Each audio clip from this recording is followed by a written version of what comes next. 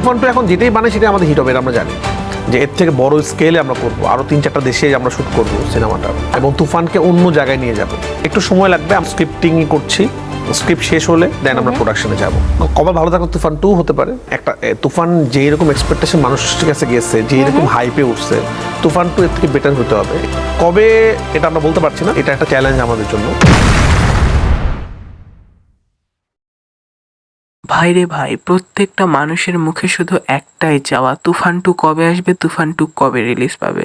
তো এই বিষয়ে পরিচালক মুখ খুলেছে এবং এই বিষয়ে পরিচালক বলেছে আগামী বছরেও তুফান টু নাও আসতে পারে, কারণ বড় বড় 4টা দেশে তুফান টুর শুটিং চলছে এবং তুফান টু মানুষের কাছে এত সুন্দরভাবে পৌঁছিয়ে গিয়েছে এবং এই তুফান টু নিয়ে মানুষের এত আগ্রহ, এই বিষয়টা আসলে রায়হান রাফি মাটিতে মিশিয়ে দিতে চাচ্ছে না বা কোনোভাবে এটাতে কম্প্রোমাইজ করতে চাচ্ছে না, কারণ অনেক বছর পর বাংলা সিনেমা নিয়ে মানুষদের মধ্যে উদ্বেগ জন্মেছে, আগ্রহ জন্মেছে। এই আগ্রহটাকে রায়হান রাফি নষ্ট করতে চাচ্ছে না। এই তুফান টু সিনেমাটা 4টি দেশে শুট হচ্ছে এবং অনেক বড় স্কেল এবং কলকাতা থেকে অনেক অভিনেতা অভিনেত্রী নিয়ে এই তুফান টু সিনেমাটা তৈরি করতে যাওয়া হচ্ছে। তো রায়হান রাফি বলেছে তুফান টুতে মিমি চক্রবর্তীর পাশাপাশি অন্য আরো অনেক অভিনেতা থাকবে বা অভিনেত্রী থাকবে কলকাতা থেকে। তো আমরা সকলে হয়তো বা অপেক্ষায় আছি যে তুফান টু কবে রিলিজ পাবে বা তুফান টু আদৌ কেমন হবে, নাকি বাংলাদেশের ফিল্ম ইন্ডাস্ট্রিতে তুফান টু আবারও কি ঝড় তুলবে নাকি।